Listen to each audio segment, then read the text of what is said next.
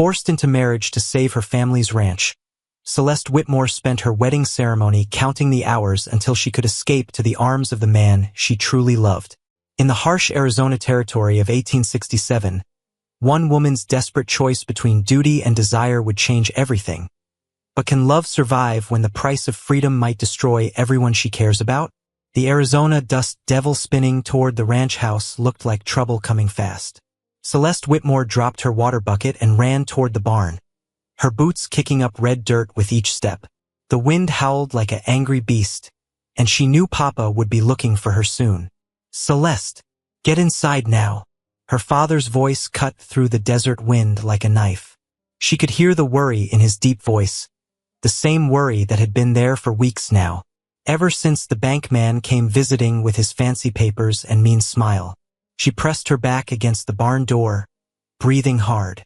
The wooden planks felt rough against her cotton dress. Through a crack in the boards, she could see their neighbor Mr. Henderson riding up the dusty path to their house. His black horse looked tired, and his round belly bounced with each step the animal took. Something was wrong, very wrong. Mr. Henderson never came calling unless there was business to discuss. And business these days meant bad news for the Whitmore family. Papa had been walking around like a ghost for the past month, ever since the letter came from the bank in Phoenix. She had seen him counting coins at the kitchen table late at night, his weathered hands shaking as he moved the small pile from one spot to another. The dust devil passed, leaving the air still and heavy. Celeste crept closer to the house, staying low behind the chicken coop. The chickens clucked and flapped their wings, upset by all the excitement. She shushed them quietly, not wanting to give away her hiding spot. Through the open kitchen window, she could hear the two men talking in low voices. Papa's chair creaked as he sat down hard, like the weight of the world was pressing down on his shoulders. "The bank note comes due in 3 months, James," Papa said. His voice sounded old and tired. "I don't have the money. Lost too many cattle to the drought, and the Apache raids scared off most of my workers." Celeste's heart started beating faster. She had known things were bad, but hearing Papa say it out loud made it real in a scary way. "I might have a solution," Mr. Henderson said. His voice was smooth like honey, but something about it made Celeste's skin crawl. "A way to solve both our problems." "What kind of solution?" Papa asked. There was a long pause. Celeste held her breath, waiting. "My wife died last winter," Mr. Henderson said slowly. "I need someone to run my house, cook my meals, tend to my affairs. Your daughter is of marrying age." The words hit Celeste like a punch to the stomach. She pressed her hand over her mouth to keep from making any sound. Marriage? To Mr. Henderson? The man was older than Papa, with gray hair and cold eyes that looked at her like she was a piece of cattle he might buy. "Celeste is only 22, Papa said, but his voice was weak. "She's just a child. Old enough to be a wife," Mr. Henderson replied. "I'll pay off your bank note, give you 40 head of cattle, and throw in water rights to the Southern Creek. Your ranch will be safe, and your daughter will be well provided for." Celeste heard Papa's chair creak again. She could picture him running his hands through his gray hair, the way he did when he was thinking hard about something difficult.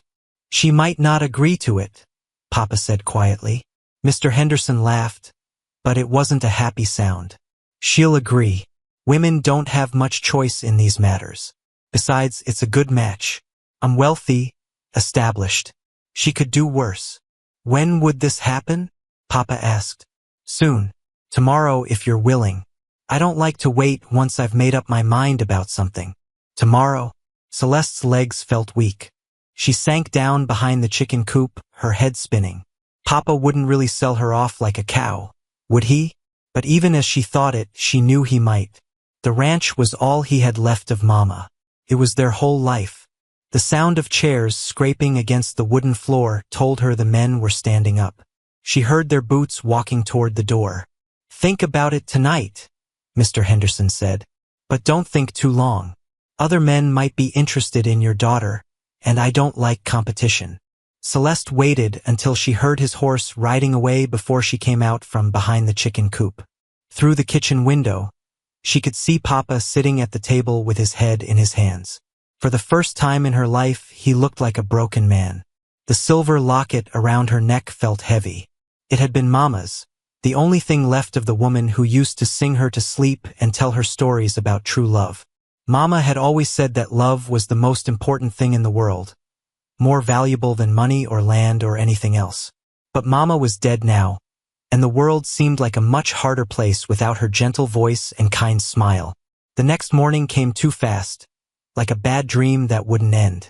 Celeste woke up before sunrise, her stomach twisted in knots. She had barely slept, thinking about Mr. Henderson's words and Papa's desperate situation.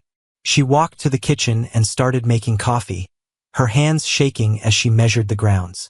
The familiar morning routine felt different now, like everything had changed overnight. Through the window, she could see the sun painting the desert mountains pink and gold. It was beautiful, but today even the sunrise looked sad. Papa came downstairs looking like he hadn't slept either. His gray hair stuck up in all directions, and his eyes were red and tired. He sat down at the kitchen table without saying good morning, which wasn't like him at all. "Papa?" she said softly, setting a cup of coffee in front of him. "Are you feeling sick?" He looked up at her with such sadness in his eyes that she almost started crying. "Sit down, sweetheart. We need to talk." Those words made her stomach drop. She had been hoping that maybe Mr. Henderson's visit had been a bad dream, but Papa's serious face told her it was all too real. "You heard us talking yesterday, didn't you?" he asked. There was no point in lying. Papa always knew when she wasn't telling the truth. "Yes, sir. I was behind the chicken coop." He nodded slowly, like he had expected as much.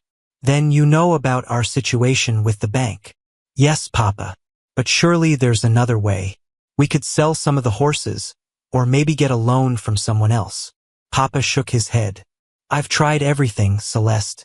The horses aren't worth enough, and no one else will lend money to a man who's already in debt. James Henderson is offering us a way out." "By selling me?" The words came out sharper than she had intended, but she couldn't help it. The idea of being traded like property made her angry and scared at the same time. "It's not selling," Papa said, but his voice didn't sound convinced. "It's marriage. A good marriage to a wealthy man who can provide for you." "I don't love him, Papa. I don't even like him. He looks at me like I'm a horse he's thinking of buying." Papa's face crumpled a little. "Love is a luxury we can't afford right now, sweetheart. Sometimes people have to make hard choices to survive." "What about what Mama used to say, about love being the most important thing?" Papa was quiet for a long moment, staring into his coffee cup. When he spoke again, his voice was barely above a whisper. "Your Mama lived in a different time when things were easier. The world is harder now." Just then, they heard horses approaching. Through the window, Celeste could see Mr. Henderson riding up with two other men she didn't recognize. Her heart started racing again. "He's here," she whispered. Papa stood up and straightened his shirt. "Remember, Celeste, this is about saving our family. Everything your grandfather and I built, everything your Mama loved about this place. It's all at stake." The men knocked on the door and Papa went to answer it. Celeste stayed in the kitchen, but she could hear every word. "Morning, Daniel," Mr. Henderson said. "I brought the preacher and a witness.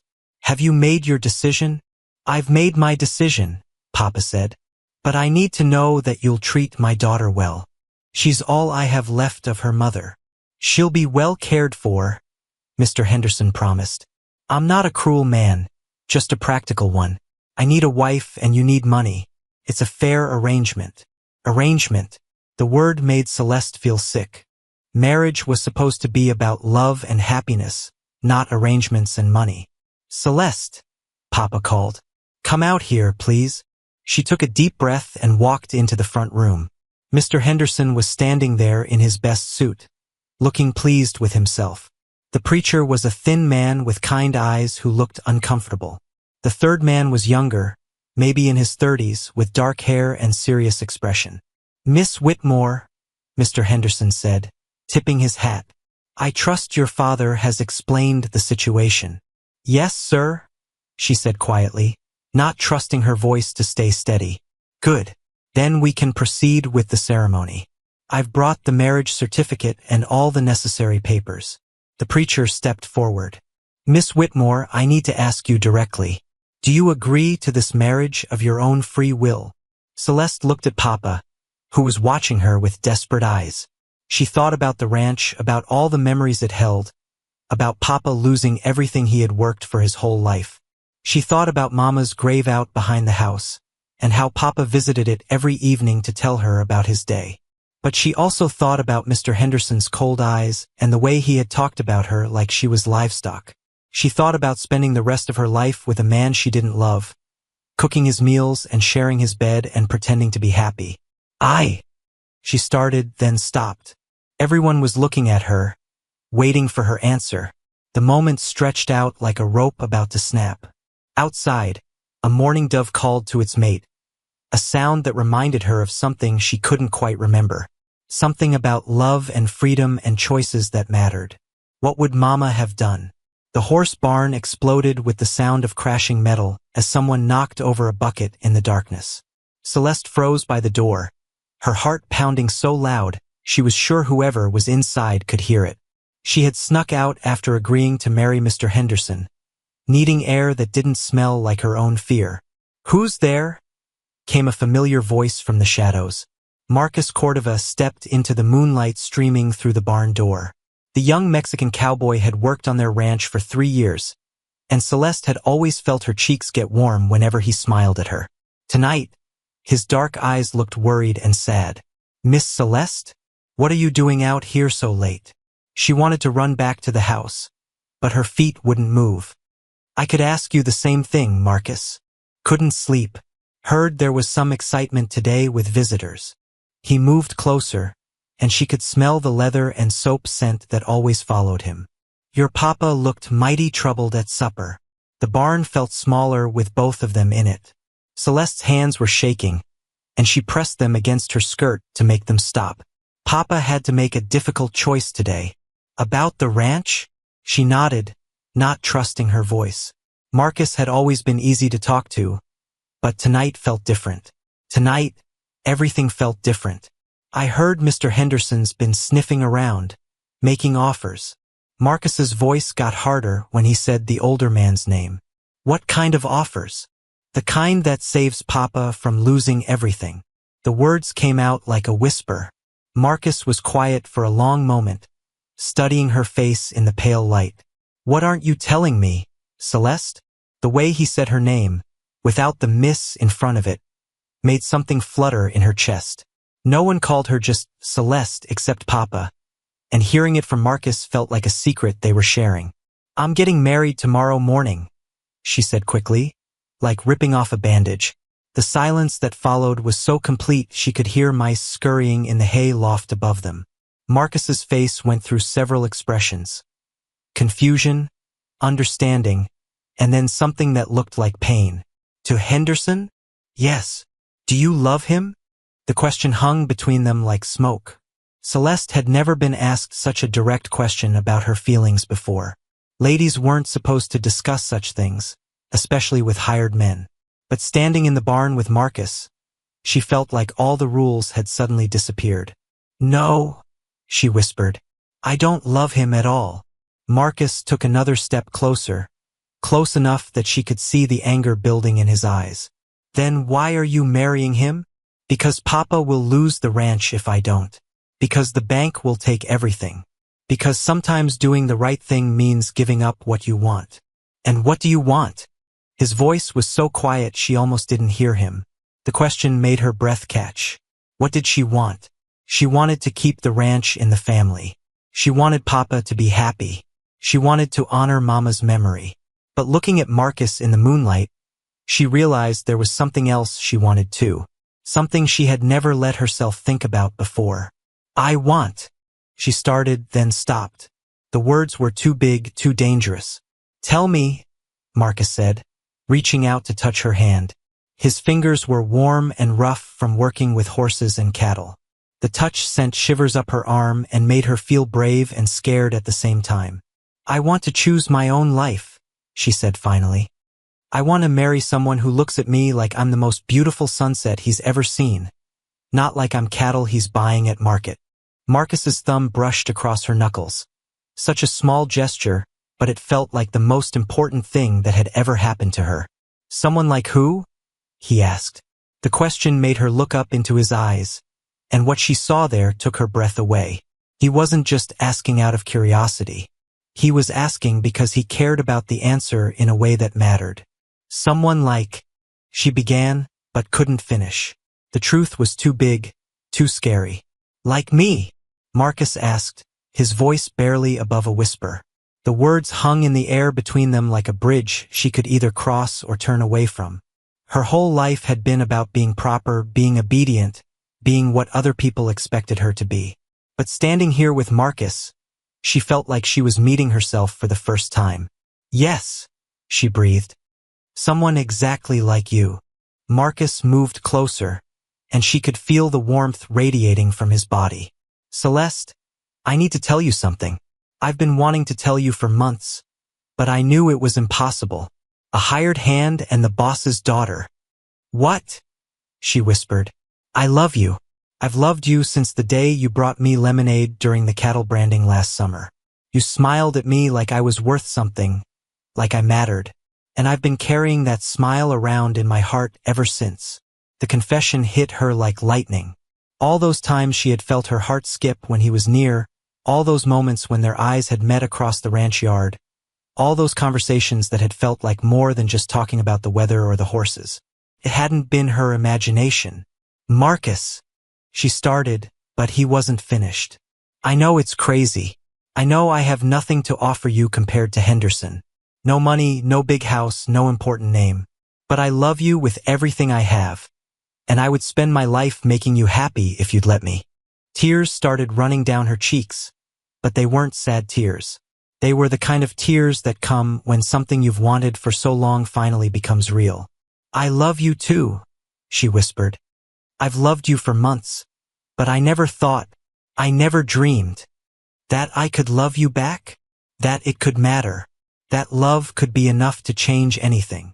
Marcus cupped her face in his hands, his thumbs wiping away her tears. What if it could be enough? What if we made it enough? What are you saying? Come away with me. Tonight, we'll go to California, start fresh. I have some money saved, enough to get us started. We could build our own life, away from all this. The offer hung between them like a rope thrown to someone drowning. But even as her heart leaped at the possibility, her mind was spinning with all the reasons it wouldn't work. Papa would lose everything, she said. Your papa made his choices. Now you need to make yours. People would talk. They'd say terrible things about both of us. Let them talk. We'd be too far away to hear them. But even as she wanted to say yes, wanted to run away with him into a life where love mattered more than money or reputation, she knew it wasn't that simple. There were consequences to every choice, and running away would hurt people she loved. The sound of a door slamming in the distance made them both jump apart. Papa's awake, she whispered. I have to go. Think about what I said. Celeste, please, you don't have to marry Henderson. There's another way. She looked at him one more time, memorizing his face in the moonlight, then turned and ran toward the house. Behind her, she could hear him calling her name softly, but she didn't turn around, because if she did, she might never find the strength to walk away. The kitchen was ice cold when Celeste crept back inside, but Papa was sitting at the table with a cup of coffee steaming in front of him. His gray hair was messy from sleep, and his eyes looked tired and worried. He didn't look up when she entered, but she knew he had been waiting for her. Couldn't sleep either? He asked quietly. Celeste poured herself a cup of coffee with shaking hands. The conversation with Marcus was still spinning in her head like a tornado, making it hard to think clearly. No, Papa. Too much on my mind. Mine too. He finally looked at her, and she could see years of worry written in the lines around his eyes. I keep thinking about your mama, wondering what she would say about all this. She'd probably tell you to follow your heart, Celeste said, sitting down across from him. Papa laughed, but it wasn't a happy sound. Your mama had the luxury of following her heart. She married for love because her family had money to fall back on. We don't have that luxury, sweetheart. But Papa, what if there was another way? What if we could find a different solution? Like what? I've been over the numbers 100 times. Henderson's offer is the only thing that makes sense. Celeste took a deep breath, trying to find courage she wasn't sure she had. What if I went away, found work in another town, sent money home to help with the payments? Papa's coffee cup hit the table with a sharp sound. Absolutely not. Young women don't go off on their own. It's dangerous and it's not proper. Besides, what kind of work could you find that would pay enough to matter? I could teach school or work as a governess for a wealthy family. Celeste, stop. Papa's voice was firm but not angry. I know you're scared about marrying Henderson. Any young woman would be nervous about marriage. But this is the way things are done. Women marry, have children, take care of their families. It's the natural order. But what about love, Papa? Don't I deserve to marry someone I love? Papa was quiet for a long moment, staring into his coffee cup like it held answers to questions he didn't want to ask. When he spoke again, his voice was softer. I loved your mama more than life itself, but I was also able to provide for her, to give her a good home and security. Love without security is just pretty words and empty promises. Marcus could provide for me, Celeste said before she could stop herself. The words hung in the air like a thunderclap. Papa's head snapped up, and his eyes went wide with surprise and something that might have been anger. Marcus? The cowboy? His voice was sharp now. Celeste, tell me you haven't been having inappropriate conversations with one of my hired hands. Heat flooded her cheeks, but she lifted her chin. We've talked, yes, and he's a good man, Papa. Honest and hardworking and kind. He's a hired hand with no money, no property, and no prospects, Papa said, his voice getting louder. Is that what you want? To live in poverty, following him from ranch to ranch wherever he can find work. I want to live with someone who loves me, she said, her own voice rising to match his. Someone who looks at me like I'm precious, not like I'm a business deal. Papa stood up so fast his chair fell backward. This is nonsense, Celeste. You've let romantic notions cloud your judgment. Marriage isn't about feelings. It's about building a life together, creating stability, having children who will be provided for. Maybe for you it was about those things, she shot back, standing too. But for me, it should be about more than that. For you, it's about saving our family from ruin. Papa's voice echoed through the kitchen. Do you understand what will happen if Henderson withdraws his offer? We'll lose the ranch. Everything your grandfather built, everything I've worked for, everything your mama loved about this place. Gone. The words hit her like physical blows. She could see the desperation in Papa's eyes, the fear of losing the only thing that connected him to the life he had built with Mama. But she could also feel Marcus's hands on her face, hear his voice telling her he loved her. Remember the way her heart had felt like it might burst with happiness. There has to be another way, she whispered. There isn't, Papa said firmly. Henderson is our only option. And Marcus. He paused, his face getting hard. Marcus will be leaving after the wedding. I can't have him here anymore, not after this conversation. You can't fire him. He's done nothing wrong. He's filled my daughter's head with impossible dreams. That's wrong enough. Celeste felt like the floor was dropping out from under her. Not only was she losing her freedom, but Marcus was losing his job because of her feelings for him. The unfairness of it made her want to scream. Papa, please. The discussion is over, Celeste. You'll marry Henderson tomorrow morning, and that's final. Now go to your room and try to get some sleep. Tomorrow is going to be a long day. She stood there for a moment, looking at the man who had raised her, who had taught her to ride horses and shoot rifles and think for herself. But tonight he felt like a stranger. Yes, Papa, she said quietly, then turned and walked toward the stairs. Behind her, she heard him pick up his fallen chair and sit back down heavily. She paused at the bottom of the stairs, listening to him sigh deeply, and realized that this was as hard for him as it was for her. Maybe harder because he was the one making the terrible choice. In her room, she sat on her bed and looked out the window toward the barn. The moonlight made everything look silver and magical, like a fairy tale. But fairy tales were for children, and tomorrow she would have to start being a grown woman. A married woman, Mrs. James Henderson. The thought made her stomach turn. She opened her jewelry box and took out her mama's silver locket. Inside was a tiny photograph of her parents on their wedding day. They looked so young and happy, like they couldn't imagine anything bad ever happening to them. "What should I do, Mama?" she whispered to the photograph. "How do I choose between love and duty? How do I save Papa without destroying myself?" But the photograph just smiled back at her, offering no answers to impossible questions. Outside her window, a mourning dove called to its mate, and she remembered Marcus asking her to come away with him. The offer was still there, still possible. All she had to do was be brave enough to take it. But being brave meant hurting Papa, maybe destroying him. And she wasn't sure she was brave enough for that. The church bell was ringing death knells when Celeste woke up on her wedding morning. At least, that's what it sounded like to her as she lay in bed, staring at the ceiling and wishing the sun would never rise. But Arizona Territory didn't care about her wishes, and golden light was already creeping through her bedroom curtains.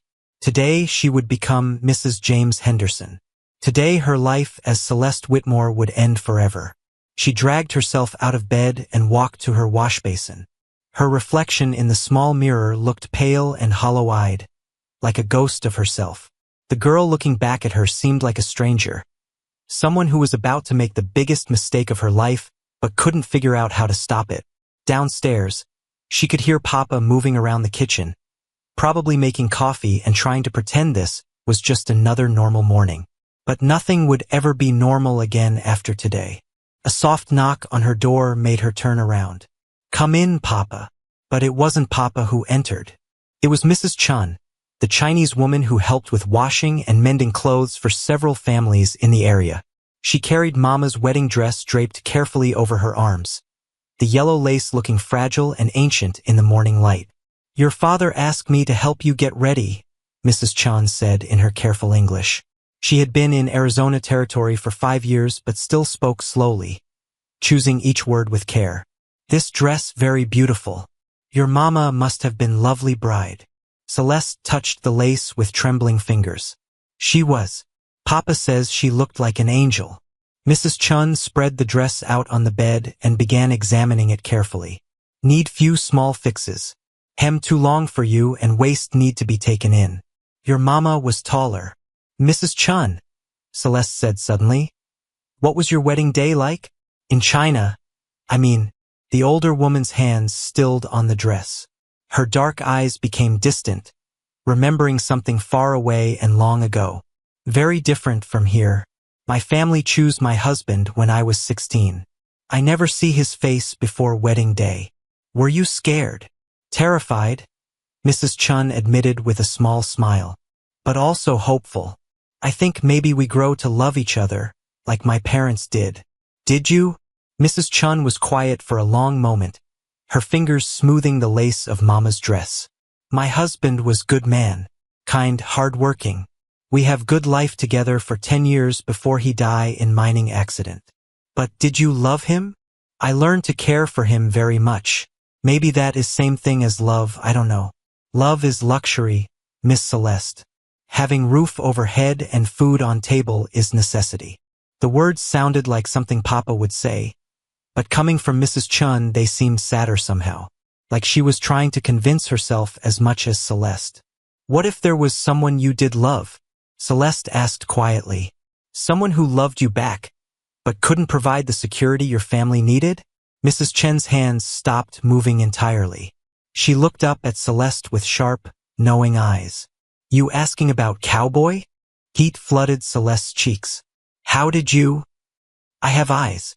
I see how you look at each other when he bring laundry to my house. Like sun and moon trying to touch across sky." The poetry of Mrs. Chen's words made Celeste's heart ache. "It doesn't matter now. I'm marrying Mr. Henderson today." "Maybe it does matter," Mrs. Chun said softly.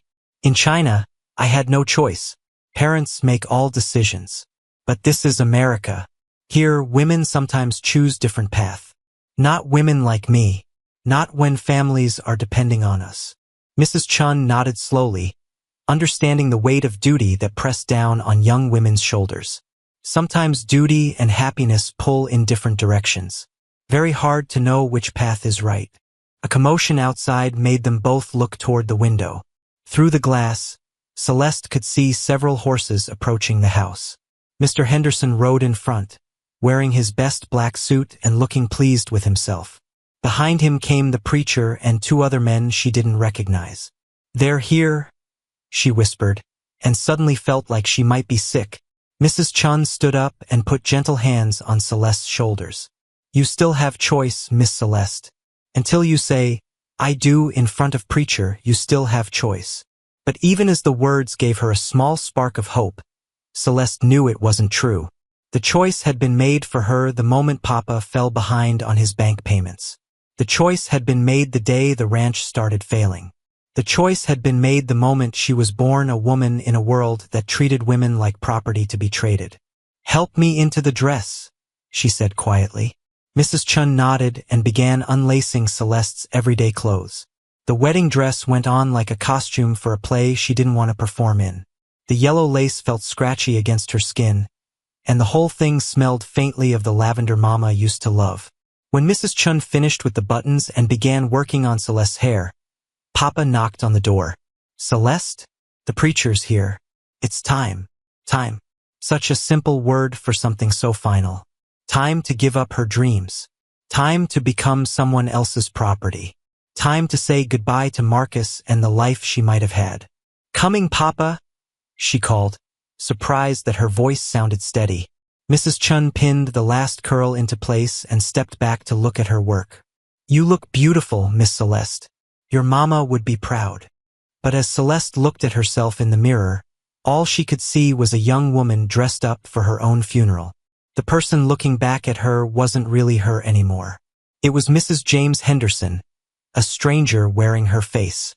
The walk downstairs felt like walking to the gallows. Each step took her further away from the girl she had been and closer to the woman she was about to become. Papa waited at the bottom of the stairs, dressed in his best clothes but looking older than she had ever seen him. "You look lovely, sweetheart," he said, but his voice was thick with emotion. "Thank you, Papa." He offered her his arm, and she took it, feeling the tremor in his muscles. This was as hard for him as it was for her, maybe harder. He was trading his daughter's happiness for the ranch's survival, and the guilt was written all over his face. Outside, Mr. Henderson was waiting by his horse, his eyes bright with satisfaction when he saw her. "Beautiful," he said, looking her up and down like he was examining a mare he was thinking of buying. "Absolutely beautiful." The preacher, a thin man with kind eyes, stepped forward. "Shall we proceed with the ceremony? Right here in the yard?" Celeste asked, surprised. "No need for a big fuss," Mr. Henderson said. "We're practical people, after all." Practical. The word stung because it reduced her wedding day to a business transaction, which was exactly what it was. There would be no church full of friends and family, no celebration of love and happiness, just a quick exchange of vows and legal documents. The preacher opened his Bible and began reading words about marriage and commitment. But Celeste wasn't really listening. Her eyes kept scanning the horizon, looking for something she couldn't name. Or maybe someone. "Do you, Celeste Marie Whitmore, take this man to be your lawfully wedded husband?" The question hung in the air like a rope around her neck. Everyone was looking at her, waiting for the words that would seal her fate. Papa's face was hopeful and desperate. Mr. Henderson looked confident and possessive. The preacher waited patiently for her answer. All she had to do was say, "I do," and it would be over. Papa would be saved. The ranch would be secure, and she would spend the rest of her life being grateful for a loveless marriage that had solved everyone's problems but hers. She began, then stopped. In the distance, a mourning dove called to its mate. The same sound she had heard last night in the barn with Marcus. The memory of his hands on her face, his voice telling her he loved her. His offer to take her away from all this came flooding back. "Miss Whitmore?" the preacher prompted gently. What would happen if she said no? What would happen if she chose love over duty, happiness over security? What would happen if she was brave enough to fight for the life she wanted instead of accepting the life others had planned for her? The words stuck in Celeste's throat like thorns as everyone waited for her answer. Mr. Henderson's smile was starting to fade, and Papa looked worried about her hesitation. The preacher cleared his throat gently, thinking maybe she hadn't heard the question. "I do," she whispered finally, the words barely audible, but they were enough. Mr. Henderson's smile returned full force, and Papa's shoulders sagged with relief. The preacher continued with the ceremony, asking Mr. Henderson the same question, which he answered with a loud, confident "I do" that seemed to echo across the desert. "By the power given to me by the territory of Arizona, I now pronounce you husband and wife," the preacher said. "You may kiss your bride." Mr. Henderson leaned forward and pressed his lips to hers. The kiss was cold and tasted like tobacco and something else she couldn't identify.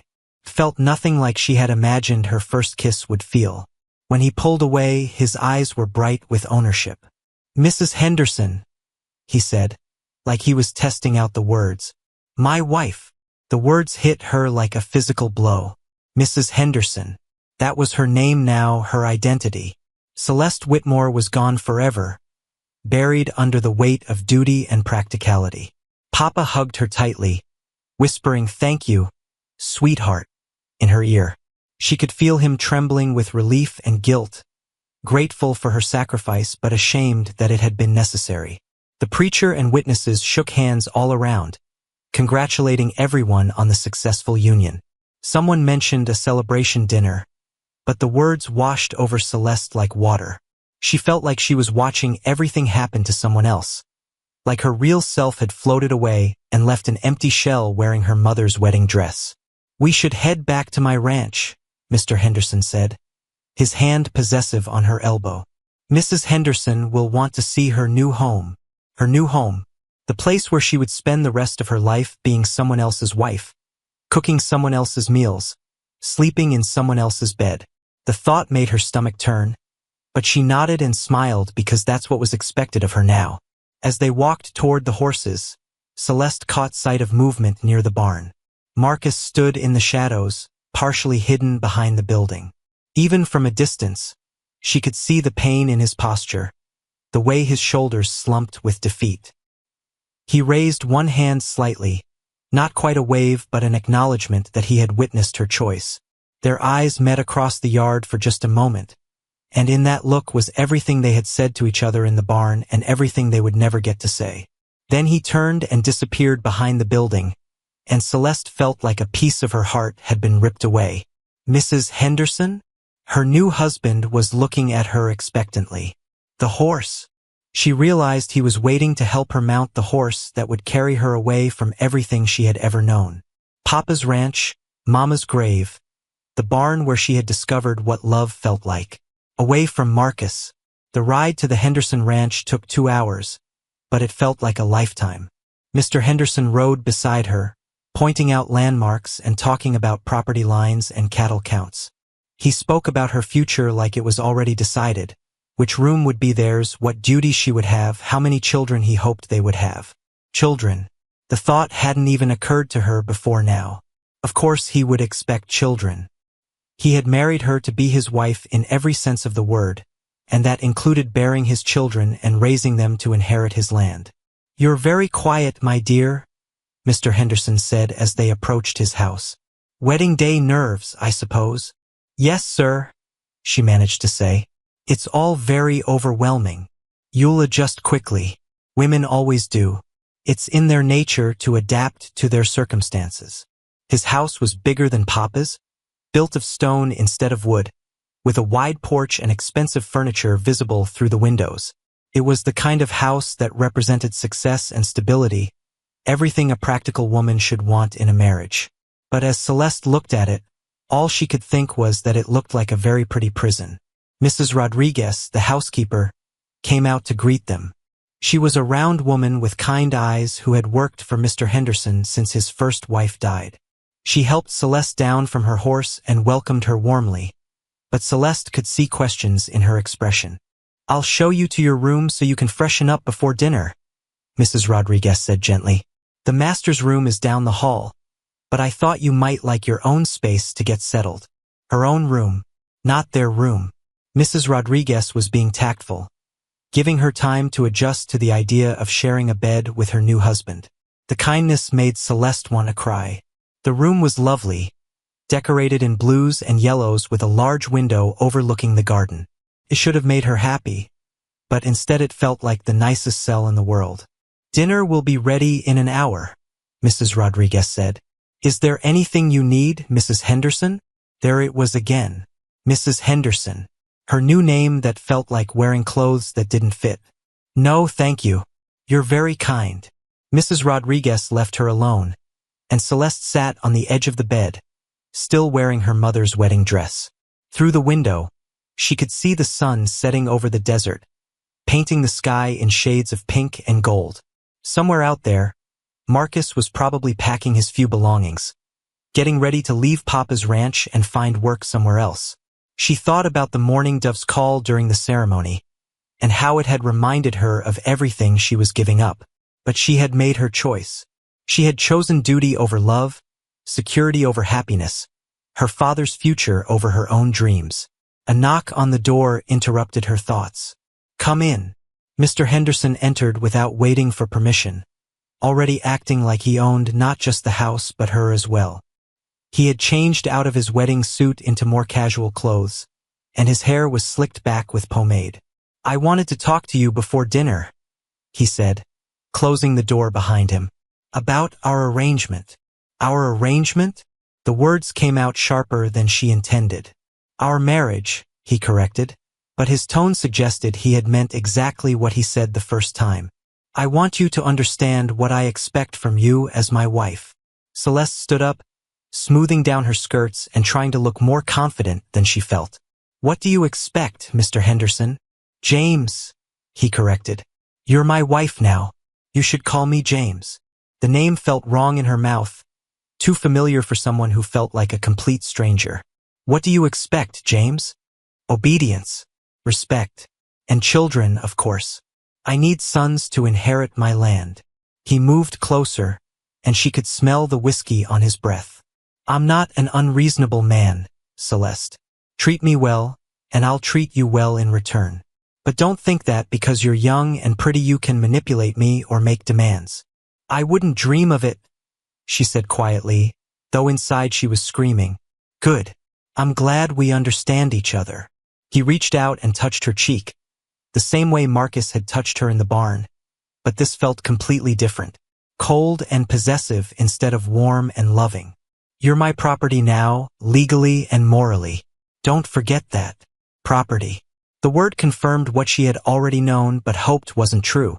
She wasn't a wife to him, she was an acquisition. Something he had purchased to meet his needs. "Dinner's ready," Mrs. Rodriguez called from downstairs, saving Celeste from having to respond. "We'll continue this conversation later," James said, his meaning clear. "Tonight, after dinner, we'll discuss your other duties as my wife." He left the room, and Celeste sank back onto the bed, her legs too weak to hold her up. Tonight, the word filled her with dread and panic. Tonight she would have to share his bed, let him touch her, pretend to be willing participant in her own destruction. Outside her window, the first stars were beginning to appear in the darkening sky.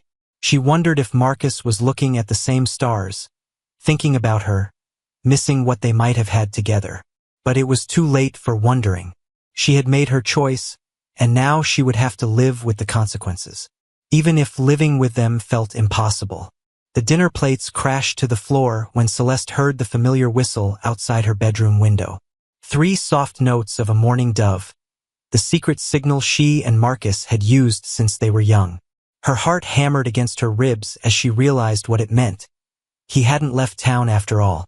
Downstairs, James was drinking whiskey in his study, celebrating his successful business deal with loud toasts to himself.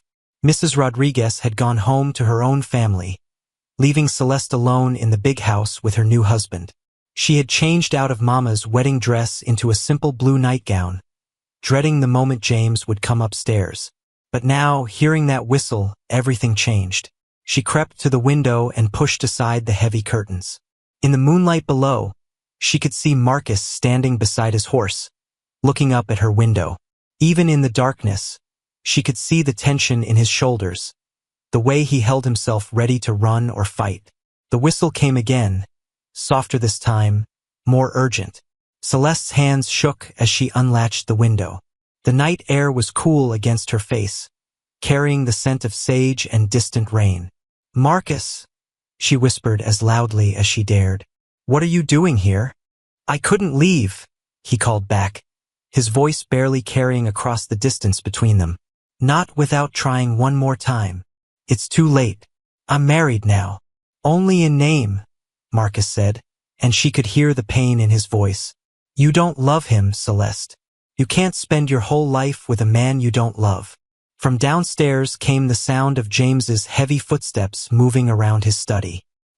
He was probably pouring himself another drink, but soon he would remember his new wife waiting upstairs and come to claim what he considered his property. "He'll hear you," she whispered frantically. "Then come down here. We need to talk." "I can't. He's right downstairs. The back door. Meet me by the garden gate in 5 minutes." Before she could argue, Marcus melted back into the shadows, leaving her staring at an empty yard. Her mind raced with possibilities and fears. What if James came upstairs and found her gone?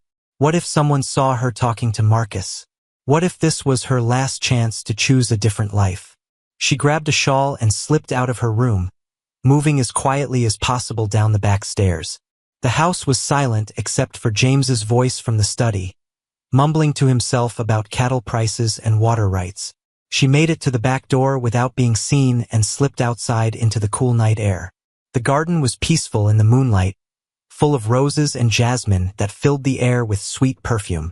Marcus was waiting by the gate, his face serious and determined. When he saw her, relief flooded his features. "I was afraid you wouldn't come," he said. "I shouldn't be here. If James finds out." "Forget James for a minute," Marcus said, stepping closer. "Just forget everything except what you want." "What do you really want, Celeste?" The question hung between them like a bridge she could either cross or burn. She looked at his face in the moonlight, remembering how it felt when he told her he loved her, how her heart had soared with the possibility of a different future. "I want to be happy," she whispered. "I want to love someone who loves me back. I want to choose my own life instead of having it chosen for me. Then come with me, right now. We'll take my horse and ride to the next town, catch the stage to California. Start over where nobody knows us. But Papa, we'll survive. He's stronger than you think, and maybe losing the ranch will force him to find a new dream instead of clinging to an old one." The logic was tempting, but Celeste's practical mind kept spinning through all the problems. "We have no money, nowhere to go, no way to make a living. I have enough saved to get us started. And I'm good with horses. I can find work anywhere there are ranches. You could teach school or we could start our own small farm." Sounded like a fairy tale, too good to be true. But looking at Marcus's earnest face, she could almost believe it was possible. "What about my reputation? People will say terrible things about a woman who ran away on her wedding night. Let them talk. We'll be too busy building our own happiness to care what small-minded people think." A light went on in an upstairs window of the house, James's bedroom. Celeste's blood turned to ice as she realized he was probably looking for her already. "He's awake," she breathed. Marcus glanced at the house, then back at her. "This is it, Celeste. This is your moment to choose. Stay here and spend your life being miserable, or come with me and take a chance on happiness." "Celeste," James's voice boomed from somewhere inside the house. "Where are you?" The sound of his voice made her decision for her. She couldn't go back in there, couldn't pretend to be a willing wife to a man who saw her as property. She couldn't spend her wedding night in the arms of someone she didn't love when the man she did love was standing right in front of her. offering her freedom. "Yes," she whispered. "Yes, I'll come with you." Marcus's face lit up with joy and relief. "Are you sure?" "No," she admitted. "But I'm more sure of this than I am of anything else." He reached for her hand, and the moment their fingers touched, she felt like she was coming back to life. "We need to hurry. Can you ride in that nightgown?" "I'll manage." They hurried to where his horse was tied behind the garden shed. Marcus helped her up onto the saddle, then swung up behind her. His arms came around her waist, holding her securely against his chest, and for the first time all day she felt safe. "Celeste." James's voice was closer now, angry and demanding. "Answer me." "Hold tight," Marcus whispered in her ear, then nudged his horse into motion. They rode away from the Henderson ranch at a steady pace, not running but moving with purpose. Behind them, Celeste could hear James shouting her name, could see lights coming on in windows as he searched the house for his missing bride. "Do you think he'll follow us?" she asked as they reached the main road. "Probably, but we have a head start, and I know this country better than he does." They rode in comfortable silence for a while, the horse's steady rhythm and Marcus's warm presence making Celeste feel calmer than she had all day. The stars were bright overhead, and the desert air was cool and clean. For the first time since agreeing to marry James, she felt like she could breathe freely. "Where are we going?" she asked finally. "There's a way station about 10 miles north of here. We can rest there until morning, then catch the stage west. And then we start our new life together. It won't be easy, Celeste. We'll probably be poor for a while and people might look down on us. But we'll be together, and we'll be free to love each other." She leaned back against his chest, feeling his heartbeat steady and strong against her shoulder. "I'm scared," she admitted. "So am I. But I'd rather be scared with you than safe without you." The truth of his words settled into her heart like a warm glow. She had spent her whole life being practical, doing what was expected, choosing safety over happiness. But sitting here in Marcus's arms, riding toward an uncertain but hopeful future, she realized that love was the most practical choice of all. Because what was the point of being safe if you were miserable? What was the point of security if it came at the cost of your soul? Behind them, the lights of the Henderson ranch grew smaller and smaller until they disappeared entirely. Ahead of them lay the unknown, full of challenges and possibilities in equal measure. But for the first time in her life, Celeste was exactly where she wanted to be. The gunshot echoed across the desert like thunder as James Henderson and his men caught up to them just before dawn.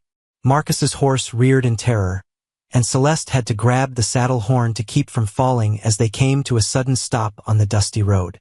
"That's far enough," James shouted from behind them, his rifle pointed at Marcus's back. "Get down from that horse, both of you." Celeste's heart sank as she counted the men with James. 6 of them, all armed, all looking angry and determined. There was no way she and Marcus could outrun them now, not with his horse tired from riding all night. "Easy," Marcus murmured to her, his voice calm despite the danger. "Don't do anything sudden." They dismounted slowly, Marcus helping Celeste down before turning to face the men who had tracked them across miles of desert. James sat on his horse like a king on a throne, his face red with fury and embarrassment. "Did you really think you could steal my wife and get away with it?" James snarled at Marcus. "Did you think I wouldn't come after what belongs to me?" "She doesn't belong to you," Marcus said quietly, but his words carried across the morning air like a challenge. "She's not property to be owned. She's my legal wife, signed and witnessed. That makes her mine by law." James's eyes were wild with rage and something else, humiliation at being made to look like a fool in front of his neighbors. Papa rode up then, his face gray with worry and shame. Celeste's heart broke a little more when she saw how old and defeated he looked. "Celeste, sweetheart, please come home. We can work this out." "There's nothing to work out," James snapped. "She's coming back with me, and this cowboy is going to jail for kidnapping and adultery." "I didn't kidnap anyone," Marcus said, his voice steady despite the rifles pointed at him. "She came with me of her own free will." A married woman can't give consent to run off with another man, one of James's men said. That's the law. Celeste found her voice finally, stepping forward even though her legs felt like water. Please don't hurt him. This was my choice, not his. Your choice. James laughed, but it wasn't a happy sound. Women don't get to choose, especially not married women. You took vows yesterday, promising to love, honor, and obey me. Remember, the words hit her like slaps, but they also reminded her of something important. I remember the vows, James, but I also remember what you said about expectations and property and obedience. What's your point? My point is that marriage should be about love and partnership, not ownership and control. Mama always told me that. Papa winced at the mention of his dead wife, and Celeste could see the pain in his eyes. But she also saw something else, a flicker of recognition, like he was remembering the woman he had married for love instead of convenience. Your mama lived in a simpler time, Papa said quietly. Or maybe a better one, Celeste replied. Maybe she understood something we've forgotten. The standoff stretched taut as a bowstring, with everyone waiting to see what would happen next. The sun was rising over the desert, painting the sky in shades of pink and gold that should have been beautiful but felt ominous instead. Then Marcus spoke, his voice carrying across the silence like a prayer. Mr. Whitmore, you loved your wife, didn't you? Really loved her. Papa's face crumpled slightly. More than life itself. Then you know what it feels like to find the person who makes your heart whole.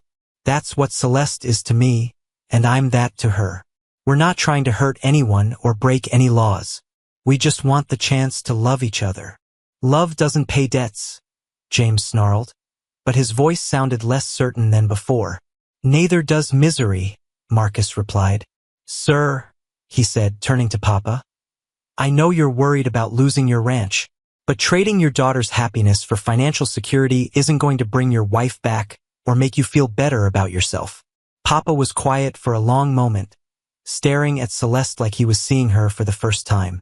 When he spoke, his voice was thick with emotion. Your mama would be so disappointed in me.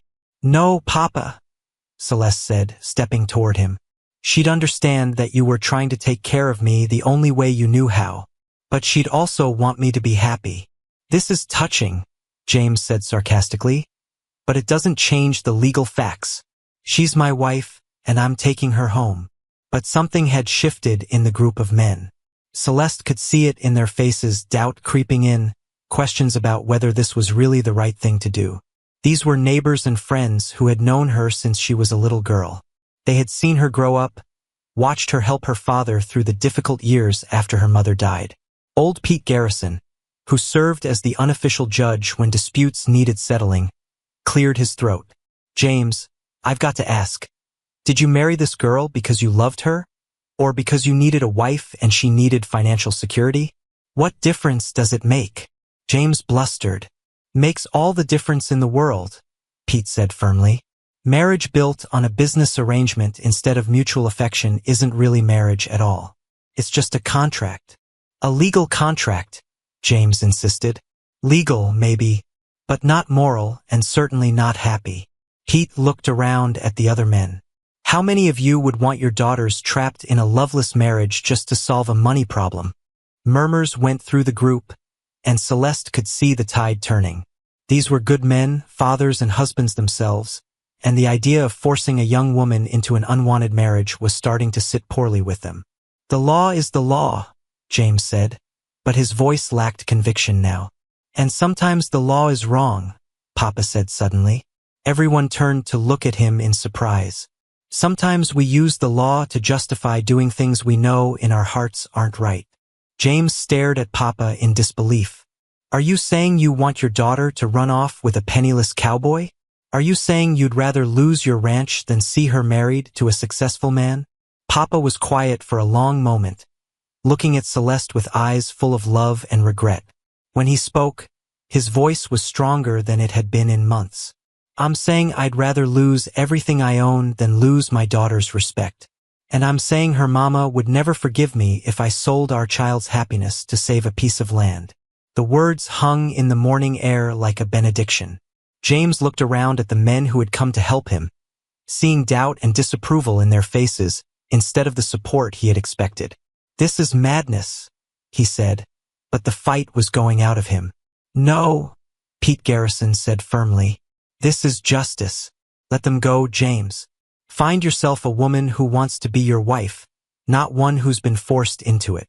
For a moment, Celeste thought James might fight anyway, might insist on his legal rights regardless of what anyone else thought. But then his shoulders sagged, and she realized he was a man who needed approval and respect from his community. Without that, even a legal victory would feel like a defeat. "Fine," he said bitterly. "But don't come crying to me when reality sets in and you realize what you've given up." He wheeled his horse around and rode away, his dignity in tatters but his legal claim abandoned. The other men followed him, leaving only Papa and Pete Garrison with Marcus and Celeste. "You sure about this, sweetheart?" Papa asked one last time. Celeste looked at Marcus, then back at her father. "I'm sure, Papa. I love him and he loves me. That has to be enough." Papa nodded slowly, then surprised everyone by smiling. "Your mama would be proud of you for choosing love over security. She always said you had more spine than sense." The words were a blessing and a farewell all at once. Celeste hugged her father tightly, breathing in the familiar scent of tobacco and leather that had always meant safety and home. "I'll write to you," she promised. "And maybe someday, when things settle down, you can come visit us in California." "Maybe I will," Papa said. "Maybe it's time for this old man to try something new too." As the sun climbed higher in the desert sky, Marcus helped Celeste back onto his horse. They had a long journey ahead of them, full of uncertainty and challenge. But they also had something that all the money and security in the world couldn't buy. They had each other, and they had chosen love over everything else. It would have to be enough. The stagecoach wheels hit every rock and hole in the California road, making Celeste's teeth rattle as she gripped Marcus's hand. 3 weeks had passed since they fled Arizona territory, 3 weeks of dusty travel and sleeping under stars, and now they were finally approaching the town that would become their new home. "San Rafael," the driver called back to them. "End of the line, folks." Through the small window, Celeste could see green hills rolling toward the ocean, so different from the red desert they had left behind. Oak trees dotted the landscape like giant umbrellas, and wildflowers painted the meadows in colors she had never seen before. It was beautiful, but it was also completely foreign. "Look," Marcus said, pointing to a cluster of buildings nestled in a valley below them. "Our new beginning." The town was smaller than she had expected, maybe 200 people at most. She could see a main street with a general store, a church, a saloon, and what looked like a schoolhouse. Modest houses spread out from the center, each with its own garden and yard. It looked peaceful and welcoming, but Celeste couldn't shake the nervous flutter in her stomach. "What if they don't like us?" she whispered to Marcus. "What if they ask too many questions about where we came from?" "Then we'll tell them the truth," Marcus said simply. "That we're married and looking for work and a place to start our life together." Married. They had made that true 2 weeks ago in a small town in Nevada, with a justice of the peace who asked no questions and a couple of witnesses they had never met. It wasn't the wedding Celeste had dreamed of as a little girl, but it was real and it was theirs. The stagecoach rolled to a stop in front of the general store, and the driver climbed down to help them with their few belongings. Everything they owned in the world fit into 2 small bags and Marcus's saddlebags from his horse, which had been tied behind the coach. "Good luck to you both," the driver said with a tip of his hat. "San Rafael's a good town for folks who want to work hard and mind their own business." As the stagecoach rattled away toward the next town, Celeste and Marcus stood in the dusty street looking around at their new home. A few curious faces peered at them from windows and doorways, but no one seemed unfriendly. "Mrs. Cordova," Marcus said formally, offering her his arm. "Shall we introduce ourselves to the locals?" The name still sounded strange to her ears, but it was hers now. Mrs. Celeste Cordova, wife of Marcus Cordova, new residents of San Rafael, California. She liked the way it sounded when she said it in her head. The general store was cool and dim inside, filled with the smells of coffee and spices and new leather. The man behind the counter was about 50, with graying hair and kind eyes that crinkled at the corners when he smiled. "Welcome to San Rafael," he said warmly. "I'm Tom Bradley, owner of this establishment and unofficial mayor of our little town. You folks just arrive on the stage." "Yes, sir," Marcus said, removing his hat. "I'm Marcus Cordova, and this is my wife, Celeste. We're looking for work and a place to settle down." "What kind of work you looking for?" "I'm good with horses and cattle. Been working ranches most of my life. My wife is educated, she can read and write and do numbers." Tom Bradley's eyes lit up with interest. "Horses, you say? Well, that's interesting timing. Old Jake Morrison, who runs the livery stable, has been talking about needing help. His arthritis is getting worse, and he can't handle the heavy work like he used to." "And schooling?" Celeste asked hopefully. "Is there a need for a teacher?" "Matter of fact, there is," Tom said, his smile growing wider. "Our schoolmarm got married last month and moved to San Francisco with her new husband. We've been looking for someone to take over the school come September." Celeste felt her heart leap with excitement. A chance to teach, to use her education for something meaningful, to help children learn and grow. It was more than she had dared to hope for. "Of course, we'd need to know more about your qualifications," Tom continued. "And folks around here like to get to know people before trusting them with important jobs like teaching their children." "We understand," Marcus said. "We're not asking for anything we haven't earned. Just a chance to prove ourselves." "Fair enough. Tell you what, there's a boarding house down the street run by Mrs. Patterson. Clean rooms, decent food, reasonable rates. Why don't you get settled there, and I'll introduce you around town over the next few days. If things work out, we might just have found ourselves some new permanent residents." As they left the general store, Celeste felt lighter than she had in weeks. The town seemed welcoming. There were job opportunities for both of them, and for the first time since leaving Arizona, she could imagine building a real life here. Mrs. Patterson's boarding house was a 2-story building with a wide front porch and flower boxes under every window. The woman who answered their knock was elderly but spry, with silver hair pinned back neatly and sharp blue eyes that seemed to see everything. "New arrivals, I see," she said, looking them up and down appraisingly. "You married?" "Yes, ma'am," Marcus said. "Just looking for a room while we get established in town." "I run a respectable house," Mrs. Patterson said firmly. "No drinking, no fighting, no carrying on. Breakfast is at 7, dinner at 6. Payment is due weekly in advance." "Yes, ma'am. We understand." She led them upstairs to a small but clean room with a window overlooking the main street. There was a bed, a washstand, a chair, and hooks on the wall for hanging clothes. It wasn't much, but it was theirs. "You'll do," Mrs. Patterson said after studying them for another moment. "I can usually tell about people within 5 minutes of meeting them. You two have honest faces." That evening, they sat on the front porch of the boarding house watching the sun set behind the hills. Other residents of the house nodded politely as they passed, and neighbors called greetings from their own porches. It felt like the kind of place where people looked out for each other, where community mattered. "Do you think we made the right choice?" Celeste asked, leaning against Marcus's shoulder. "Ask me again in a year," he said, pressing a kiss to the top of her head. "But right now, sitting here with you, watching the sunset in our new town, it feels pretty right to me."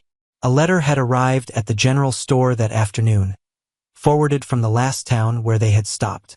It was from Papa, written in his careful handwriting on the pale blue paper he used for important correspondence. "My dear daughter," it began, "I hope this finds you well and happy in your new life. The ranch is managing fine. I've hired some local boys to help with the cattle, and Mrs. Chun is looking after the house. James Henderson married the widow Thompson just 2 weeks after you left, so I think his heart was more bruised than broken. I've been thinking a lot about what your mama would say about all this, and I believe she would be proud of you for choosing love over security. I certainly am. Write to me when you can, and know that you are always in my thoughts and prayers. Your loving father." The letter brought tears to her eyes, but they were good tears. Papa was going to be all right, and more importantly, he understood why she had made the choice she did. Good news? Marcus asked, seeing her expression. The best, she said, folding the letter carefully. Papa says he's proud of me. Smart man, your father. He raised a daughter brave enough to fight for her own happiness. As the stars came out over their new home, Celeste thought about how much her life had changed in just a few weeks. She had gone from being trapped in a loveless marriage to being free to choose her own path. It hadn't been easy, and it wouldn't be easy going forward, but it was theirs. And sometimes that was all that mattered. The one-room schoolhouse buzzed with nervous energy as 23 children waited for their new teacher to arrive. It was the first day of September, and Celeste had been preparing for this moment for weeks. But her hands still shook as she smoothed down her blue dress and picked up her lesson plans. You'll be wonderful, Marcus said, giving her a quick kiss on the cheek before heading to the livery stable where Jake Morrison had hired him as a full partner. Those children are lucky to have you.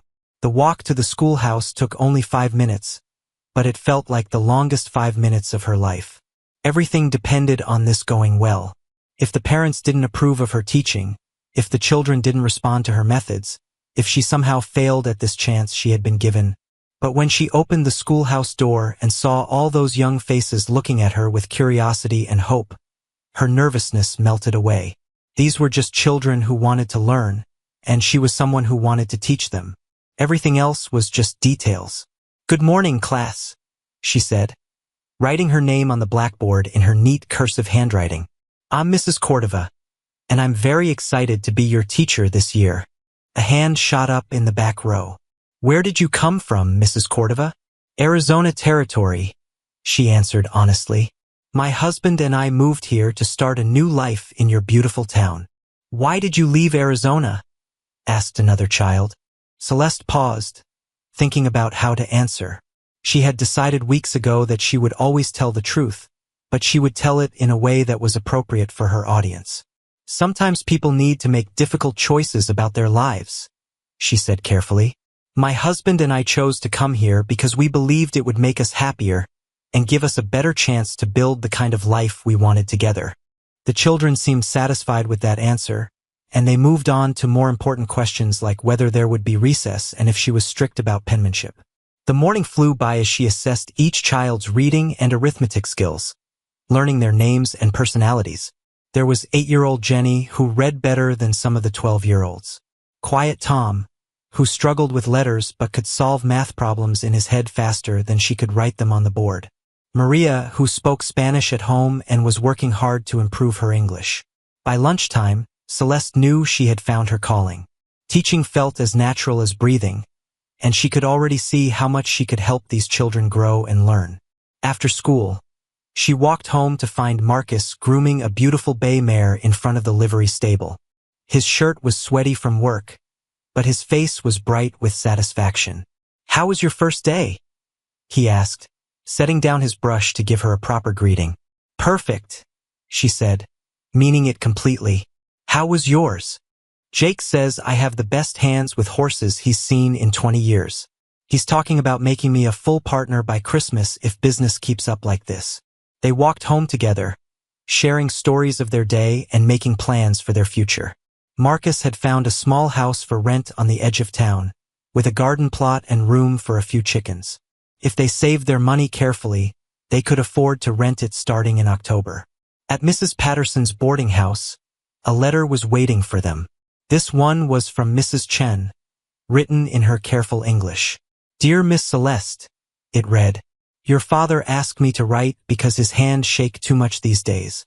He wants you to know that James Henderson Ranch fail after you leave.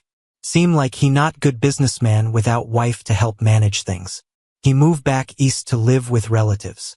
Your father doing much better now. He hire new foreman to help with cattle, and he even smiles sometimes when he think no one looking. He say to tell you that choosing love over duty was right thing to do, and your mama would be proud. Also, he want you to know that if you ever want to come visit, you always have home here. But he think you probably too happy in California to want to come back to dusty Arizona. He send his love and hope you write soon. Well, Marcus said after Celeste finished reading the letter aloud. Sounds like everything worked out for the best. It really did, Celeste agreed, thinking about how different her life might have been if she had stayed in that loveless marriage. She might have been secure financially, but she would have been miserable emotionally. Instead, she was building a life based on love and mutual respect, the kind of marriage her parents had shared. That evening, they sat on Mrs. Patterson's front porch again, watching the sun set behind the California hills. Other residents of the boarding house had become friends over the past month. Mr. and Mrs. Johnson, an elderly couple who had moved west for their health. Sarah Mitchell, a young woman who worked at the dress shop and was courting the blacksmith's son. Dr. Henley, who had opened the town's first real medical practice. Mrs. Cordova, Dr. Henley said, settling into a chair beside them. I heard your first day at the school went very well. Several parents have already told me how impressed they were with your knowledge and patience. Thank you, Dr. Henley. That means a great deal to me. I also wanted to mention that I'm looking for someone to help me organize a small library for the town. We have quite a few donated books, but they need to be cataloged and arranged properly. Would you be interested in taking on that project? Celeste's face lit up with excitement. A library would mean so much to the community, especially for families who couldn't afford to buy many books. I would love to help with that. As the conversation continued around them, Marcus reached over and took Celeste's hand. Their wedding rings caught the last light of the setting sun, simple gold bands they had bought with some of their precious savings. But they meant more to her than the fanciest jewelry ever could. Do you ever regret it? He asked quietly. Giving up the security you could have had? Celeste thought about the question seriously. There were certainly challenges to their new life. Money was tight and they had to be careful with every purchase. They were far from family and the familiar places of their childhood. They had to prove themselves in a new community where no one knew their history or their families. But then she thought about waking up every morning next to someone she loved who loved her back. She thought about the joy she felt teaching children who were eager to learn. She thought about the satisfaction Marcus found in his work with the horses, and the respect he was earning from the other men in town. Never, she said firmly. Not for a single moment. Even when we're eating beans for dinner again because we're saving money for the house? She laughed and squeezed his hand. Even then, beans taste better when you're eating them with someone you love. The stars came out one by one over San Rafael, and Celeste thought about how much her life had changed since that morning when she heard the dust devil coming toward Papa's ranch. She had been trapped then, with no choices and no hope for a different future. Now she was exactly where she belonged, with exactly the person she belonged with. It hadn't been an easy journey, and there would certainly be more challenges ahead. But she had learned something important along the way. The courage to choose love over security, happiness over convenience, hope over fear. Those were lessons worth more than all the cattle and water rights in Arizona Territory. As they walked upstairs to their little room under the eaves, Celeste knew that she had finally found what her mama had always told her to look for. A love worth fighting for, and the strength to fight for it. The rest would take care of itself.